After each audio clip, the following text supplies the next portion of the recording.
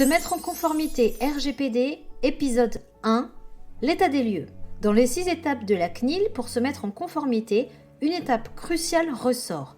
Cartographier vos traitements de données à caractère personnel. D'une certaine manière, il s'agit de faire un état des lieux. Un état des lieux. Comme lorsque vous avez emménagé dans votre premier appartement ? Eh bien oui, pourquoi pas, ça y ressemble un tout petit peu. Côté location, comme le nom l'indique, l'état des lieux, EDL pour faire court, permet de produire un document descriptif faisant l'inventaire d'un espace. On y notera l'état d'usure du lieu, les biens mobiliers présents, etc. En matière RGPD, l'EDL permet de faire l'inventaire des activités de traitement d'un organisme, ce qui permettra par la suite d'évaluer ses activités. Comment réaliser un EDL ? Au sein d'un organisme, en s'appuyant sur l'organigramme, on commencerait par identifier les différents services ou pôles présents, RH, commercial, marketing, qualité, etc.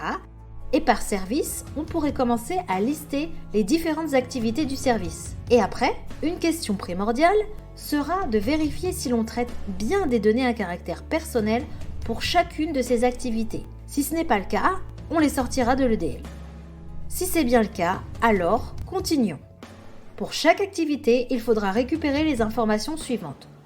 Pourquoi traite-t-on des données ? Quels sont les objectifs du traitement, ses finalités ? Quelles données utilise-t-on ? On prendra le soin de distinguer données courantes, données sensibles. Qui a accès aux données ? Étape importante.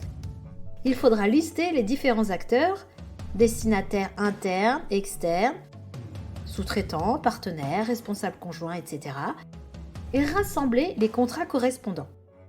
Contrat de travail, engagement de confidentialité, contrat de prestation de services, convention, etc. Où sont les données ? Sont-elles traitées sur le territoire de l'Union européenne, espace Schengen, en dehors ? Ces éléments seront également à consigner précieusement et nous seront utiles pour l'évaluation à suivre. Pour combien de temps les données sont-elles utilisées ?